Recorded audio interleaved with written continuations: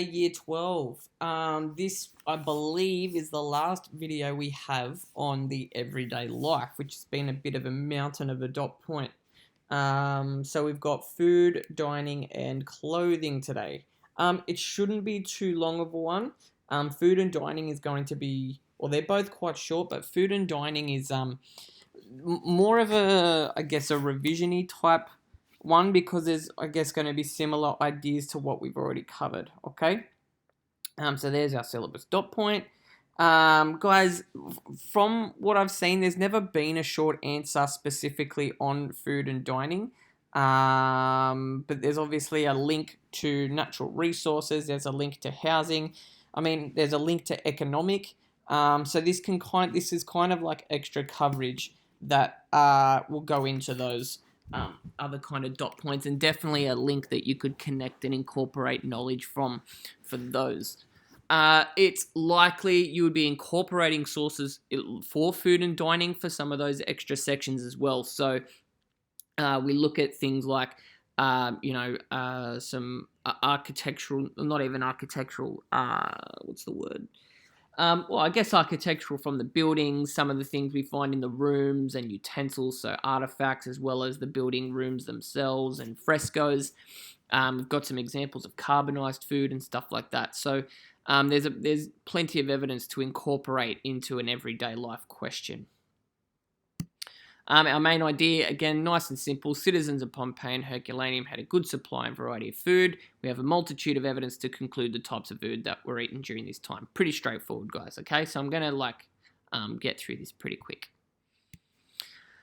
All right, so, guys, they had access to 3 meals a day and a good variety of foods, which we covered in our last lesson on health, okay? We've got some examples from frescoes. As you can see here, we've got some eggs and we've got some peaches in a jar. From Herculaneum, from that pyroclastic surge that things carbonized, we've got some carbonized nuts and eggs and chicken bones, and I think they're figs in there. Okay, so it's pretty cool actually to have some actual evidence of food. So you've had things like grapes. We've talked about grapes. Grapes were grown in abundance to eat for wine. We've got olives to eat for oil, for medicines, for perfumes and stuff like that as well. Okay. Guys, one bit of evidence is the sheer number of bakeries, of which there are a lot of bakeries, obviously tells us that bread was eaten quite a lot. Like you just wouldn't have that many bakeries if bread just wasn't a popular food to eat, okay? And we've got the grindstones in the teeth of the people discovered as well that we found for health as well, tells us about the bread as well. There was an example of graffiti from Herculaneum about foods being sold at a particular place and their price. Okay, again, you've got kitchens in houses.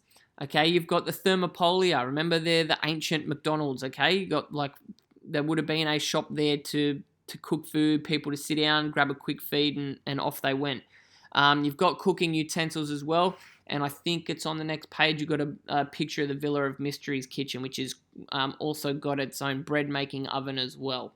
Okay, there it is. There it is here. It's a massive kitchen. Okay.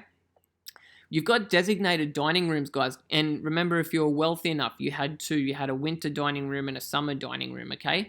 This is what it would have looked like. So you would have laid down on these couches. So you're like reclining as you eat. You would have had a table in the middle here, and you kind of sit, chill, pick a nice chicken leg up, or pick some grapes, or pick some figs, and just kick back and chill out and have a feed. Obviously our summer dining rooms as well are off the peristylium. The winter dining rooms are off the atrium, okay? This is from the house of Julia Phoenix here. So this is actually built in to, rather than the tables, the chairs. These are built into the room where they would have potentially put like a mattress on the side, and then they would have put like a table or something in the middle here to lean over and eat. So that's pretty cool. Okay, we've got a fresco of a banquet happening here. We've got different people of differing social status as well, evident in their clothing, which we'll get to in a second, as opposed to these guys with their, off-the-shoulder kind of toga things happening here. We've got a really nice, and this isn't just like the nice cutlery. This looks like quite lavish cutlery, potentially silver or something like that. Okay. So quite lavish. Got a couple more pictures of food. Okay, we've got our bread and what appear to be onions. Okay, we've got some fowl here. And we've got a little bunny rabbit. Okay. And then there's some pictures up here as well. You've got some nuts and figs and stuff, pictures of that, and breads and stuff up here as well. Okay.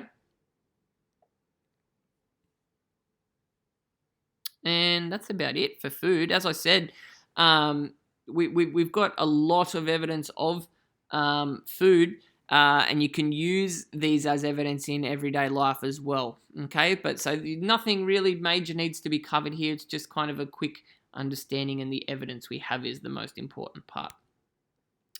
All right, clothing. Clothing's pretty straightforward as well. This is our main idea. Clothing varied more for men than women. It was also an important way to demonstrate your social status. Now, from what I can tell, there has never been a specific question on clothing, in the HSC. But there's obviously an opportunity to link it with social structure, statues, or paintings, or incorporate evidence as symbolic of someone's position in society and stuff like that. However, it doesn't mean that it's not going to appear. So don't think you can ignore learning about clothing because, oh no, it's never appeared in the HSC. That is not what I am saying. So we've got very few like sources of clothing in like actual evidence of clothing, okay? Because organic material kind of went up as the flesh went up with our eruption and surges and stuff like that, okay? What we do have is frescoes and statues, okay, which provide us with a great deal of evidence, which we'll get to. Now, our slaves and our workmen, so our lower and poorer people, they wore tunics. Okay, we've got a short tunic here, which is kind of productive for physical work. Obviously, if you have a really long tunic and you're doing very physical work, that's just not ideal at all. So we've got a woolen tunic. Okay, now our citizens and our male and our politicians and stuff, they are the ones that wear a toga. Only a male citizen is allowed to wear a toga. Okay? So our slaves and stuff like that cannot wear a toga. Okay? And our toga obviously come off the shoulder. Our highest ranking men wear a parallel purple stripe on the front and back. Wider stripes indicated higher rank. There's a picture of that on the next slide. And males really only wore one piece of jewellery. Okay, a ring.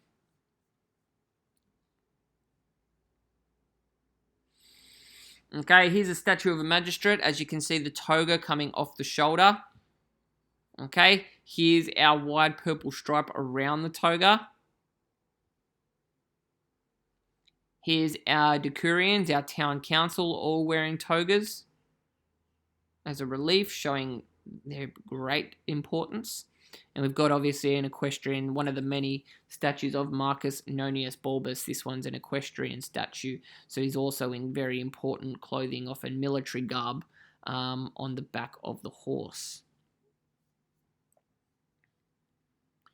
All right, this is a fresco here of a workman. He's wearing this, it is a tunic, but he is wearing it off the shoulder, but obviously it's much easier for him to do his hammering with it off the shoulder, but he wouldn't have necessarily walked around the streets wearing it off the shoulder like that, okay?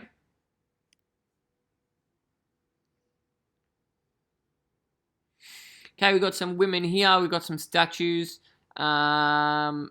we've got some frescoes here. Freeborn women and freed women wore very similar clothing, very basic tunics, and you had two different styles of tunics as well. Sometimes a garment over the head as well. Okay, could be sometimes sleeveless, not not necessarily all the time, as you can see in these two statues here.